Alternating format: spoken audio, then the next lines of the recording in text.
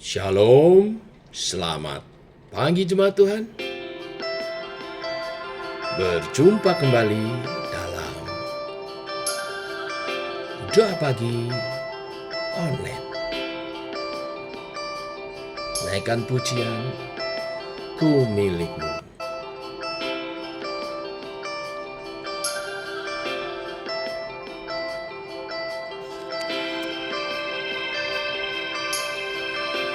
Dalam kesesakanku, kau beri kedamaianmu. Dalam keraguan, ku temukan wajahmu.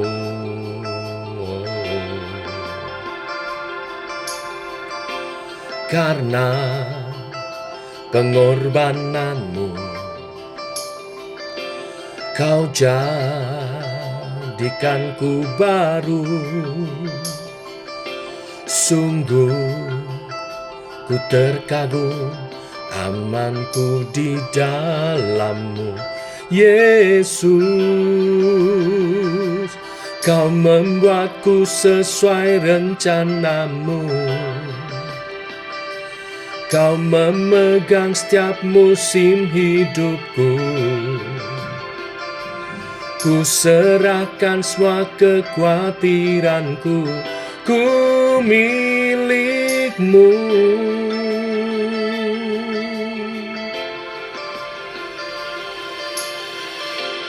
Karena pengorbananmu, kau jadikanku baru. Sungguh ku terkagum, amanku di dalammu. Yesus, kau membuatku sesuai rencanamu. Kau memegang setiap musim hidupku. Ku serahkan semua kekhawatiranku, ku milikmu.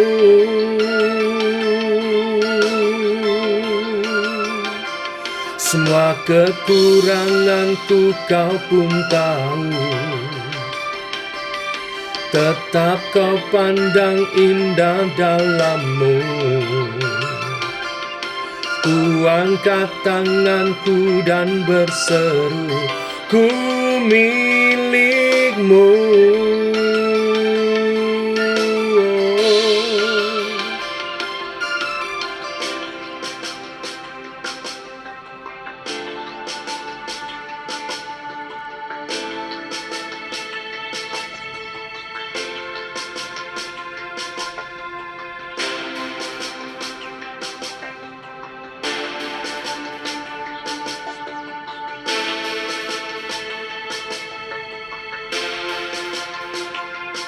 I am yours, now forever. In your grace, I surrender. You are mine, now forever.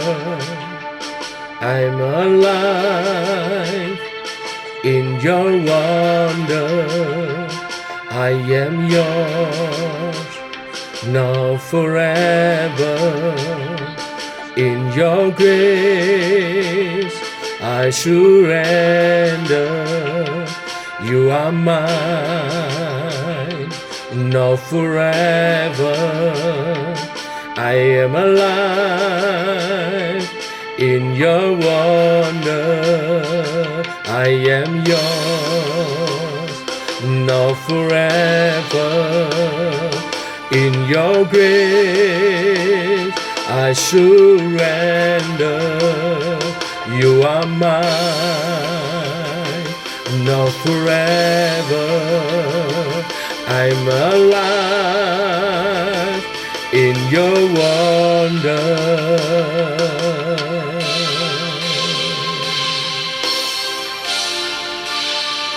Oh,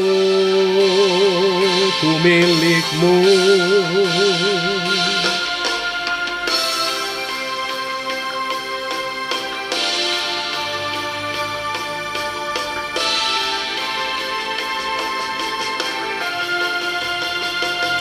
Kau membuatku sesuai rencanamu. Kau memegang setiap musim hidupku. Ku serahkan semua kekhawatiranmu. Ku milikmu.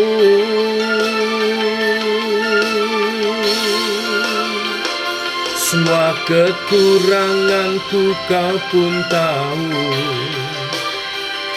Tetap kau pandang indah dalammu. Ku angkat tanganku dan berseru, ku milikmu.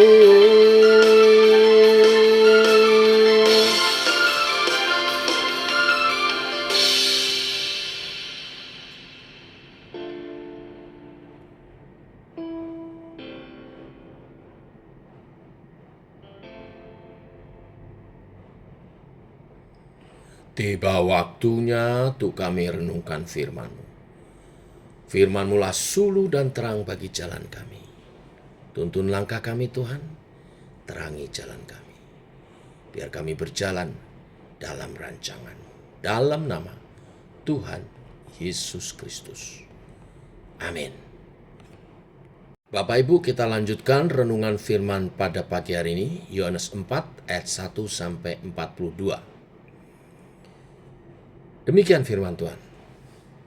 Ketika Tuhan Yesus mengetahui bahwa orang-orang Farisi telah mendengar bahwa ia memperoleh dan membaptis murid lebih banyak daripada Yohanes, meskipun Yesus sendiri tidak membaptis, melainkan murid-muridnya, ia pun meninggalkan Yudea dan kembali lagi ke Galilea. Ia harus melintasi daerah Samaria. Maka sampailah ia ke sebuah kota di Samaria yang bernama Sikar, dekat tanah yang diberikan Yakub dahulu kepada anaknya Yusuf. Di situ terdapat sumur Yakub. Yesus sangat letih oleh perjalanan. Karena itu ia duduk di pinggir sumur itu. Hari kira-kira pukul 12. Maka datanglah seorang perempuan Samaria hendak menimba air. Kata Yesus kepadanya, "Berilah aku minum." Sebab murid-muridnya telah pergi ke kota membeli makanan. Maka kata perempuan Samaria itu kepadanya, "Masakan engkau seorang Yahudi minta minum kepadaku seorang Samaria?" Sebab orang Yahudi tidak bergaul dengan orang Samaria. Jawab Yesus kepadanya, "Jikalau engkau tahu tentang karunia Allah dan siapakah dia yang berkata kepadamu, 'Berilah aku minum,' niscaya engkau telah meminta kepadanya, dan ia telah memberikan kepadamu air hidup." Kata perempuan itu kepadanya, "Tuhan, engkau tidak punya timba dan sumur ini amat dalam. Dari manakah engkau memperoleh air hidup itu? Apakah engkau lebih besar daripada bapa kami Yakub yang memberikan sumur ini kepada kami dan yang telah minum sendiri dari dalamnya, ia serta anak-anaknya dan ternaknya?" Jawab Yesus kepadanya, "Barang siapa minum air ini, ia akan haus lagi. Tetapi barang siapa minum air yang akan kuberikan kepadanya, ia tidak akan haus untuk selama-lamanya. Sebaliknya air yang akan kuberikan kepadanya akan menjadi mata air di dalam dirinya, yang terus-menerus memancar sampai kepada hidup yang kekal." Kata perempuan itu kepadanya, "Tuhan, berikanlah aku air itu, supaya aku tidak haus dan tidak usah datang lagi ke sini untuk menimba air." Kata Yesus kepadanya, "Pergilah, panggillah suamimu dan datang ke sini." Kata perempuan itu, "Aku tidak mempunyai suami." Kata Yesus kepadanya, "Tepat katamu bahwa engkau tidak mempunyai suami. Sebab engkau sudah mempunyai 5 suami dan yang ada sekarang padamu bukanlah suamimu. Dalam hal ini engkau berkata benar." Kata perempuan itu kepadanya, "Tuhan, nyata sekarang padaku bahwa engkau seorang nabi. Nenek moyang kami menyembah di atas gunung ini, tetapi kamu katakan bahwa Yerusalemlah tempat orang menyembah. Kata Yesus kepadanya, percayalah kepadaku, hai perempuan, saatnya akan tiba bahwa kamu akan menyembah Bapa, bukan di gunung ini dan bukan juga di Yerusalem. Kamu menyembah apa yang tidak kamu kenal, kami menyembah apa yang kami kenal. Sebab keselamatan datang dari bangsa Yahudi. Tetapi saatnya akan datang, dan sudah tiba sekarang, bahwa penyembah-penyembah benar akan menyembah Bapa dalam roh dan kebenaran. Sebab Bapa menghendaki penyembah-penyembah demikian. Allah itu roh, dan barang siapa menyembah Dia, harus menyembahnya dalam roh dan kebenaran. Jawab perempuan itu kepadanya, aku tahu bahwa Mesias akan datang, yang disebut juga Kristus.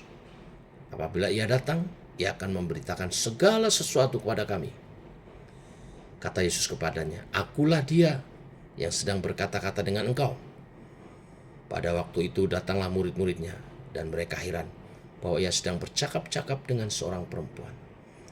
Tetapi tidak seorang pun yang berkata, apa yang engkau kehendaki? Atau apa yang engkau percakapkan dengan dia? Maka perempuan itu meninggalkan tempayannya di situ, lalu pergi ke kota dan berkata kepada orang-orang yang di situ, mari lihat, di sana ada seorang yang mengatakan kepadaku segala sesuatu yang telah kuperbuat. Mungkinkah dia Kristus itu? Maka mereka pun pergi keluar kota, lalu datang kepada Yesus. Sementara itu murid-muridnya mengajak dia, katanya, Rabi, makanlah. Akan tetapi ia berkata kepada mereka, padaku ada makanan yang tidak kamu kenal.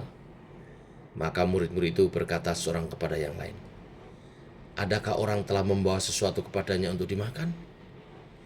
Kata Yesus kepada mereka, makananku ialah melakukan kehendak Dia yang mengutus aku dan menyelesaikan pekerjaannya. Bukankah kamu mengatakan 4 bulan lagi tibalah musim menuai? Tetapi aku berkata kepadamu, lihat sekelilingmu dan pandanglah ladang-ladang yang sudah menguning dan matang untuk dituai. Sekarang juga penuai telah menerima upahnya, dan ia mengumpulkan buah untuk hidup yang kekal.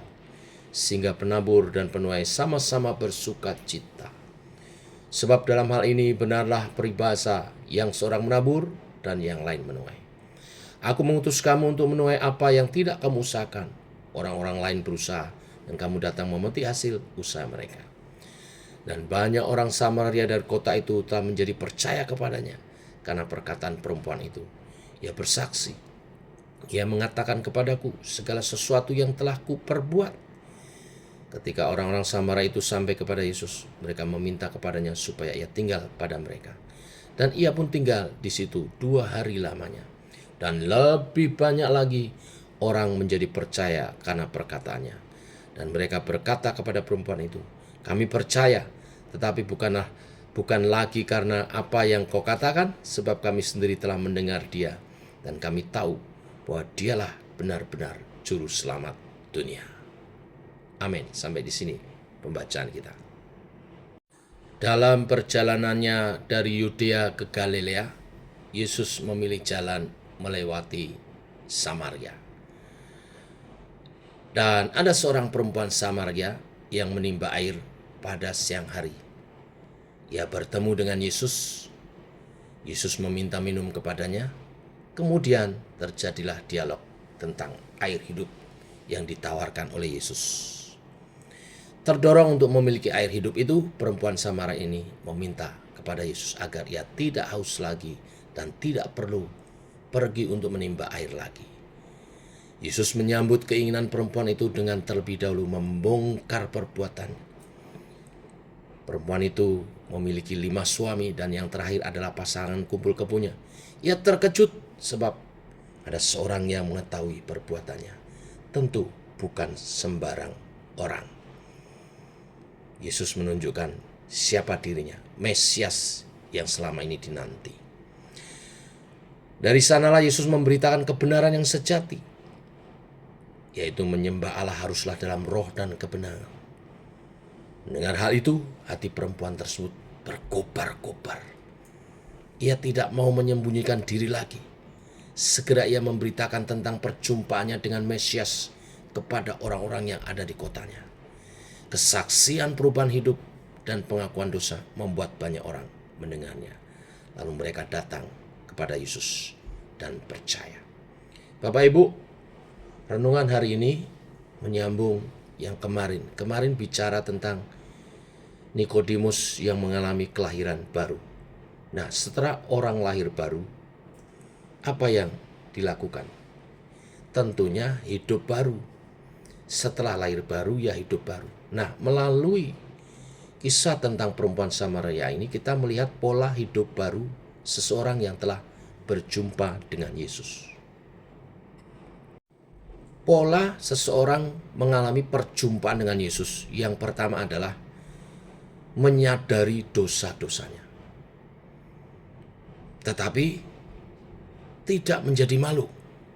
Seperti perempuan ini, ketika Yesus membongkar dosanya, dia terpengah dan menyadari itu. Dan dia tidak menjadi malu. Dia justru bersyukur. Dia justru exciting dengan hal itu. Nah, seseorang yang telah berjumpa dengan Tuhan secara pribadi, pola yang pertama yang dialami adalah dia akan menyadari dirinya sebagai orang berdosa yang membutuhkan Tuhan sebagai Tuhan dan Juru Selamatnya. Yang kedua, tentunya pertobatan. Setelah menyadari dosa-dosanya, dia mengalami pertobatan. Apa yang menunjukkan perempuan ini bertobat? Yang menunjukkan perempuan ini bertobat adalah dia tidak menyembunyikan dirinya lagi. Dia balik ke kampungnya, dia berteriak-teriak, menyaksikan dia bertemu dengan seorang Mesias yang mengetahui kehidupannya secara gamblang. Dia tidak malu lagi. Bapak Ibu, kenapa perempuan ini menimba air jam 12 siang? Karena di jam 12 siang itu dia tidak akan bertemu dengan perempuan-perempuan yang lain. Orang Yahudi biasa menimba air kalau tidak pagi sekali atau sore. Tapi perempuan ini menghindari bertemu orang, dia menimba airnya jam 12 siang. Tapi ketemu Tuhan Yesus, dia menyadari dosa-dosanya dan dia bertobat. Dia tidak perlu sembunyi lagi. Dia tidak malu lagi. Dia mengakui dosa-dosanya dan dia menjadi pribadi yang baru. Pola yang ketiga, orang yang bertemu Tuhan secara pribadi, arah hidupnya berubah. Perempuan ini pulang kembali ke kampungnya dan dia bersaksi tentang Tuhan. Dan dia bawa banyak orang datang kepada Tuhan. Dan orang itu kemudian bertemu Yesus juga secara pribadi, menerima pengajaran Tuhan dan menjadi bertobat. 3 pola orang bertemu Yesus secara pribadi. Mengakui dosa-dosanya, bertobat, dan menjadi saksi Tuhan. Apakah kita? Seharusnya ya. Biarlah kebenaran firman Tuhan hari ini memberkati kita semua. Tuhan memberkati, mari kita berdoa. Bapa, kami mengucap syukur untuk hari yang baru pagi ini.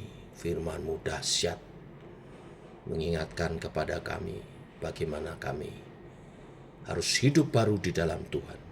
Setelah mengalami kelahiran baru, menerima Yesus sebagai Tuhan dan Juru Selamat, mengalami pertobatan dan kepenuhan pengurapan Roh Kudus-Mu, setiap kami menjalani hidup baru. Dan hari ini kami diteguhkan pola orang yang hidup baru adalah mengakui dosa-dosanya, bertobat, dan berbalik dalam hidup yang lama menjadi hidup yang baru sebagai saksi-saksi Kristus.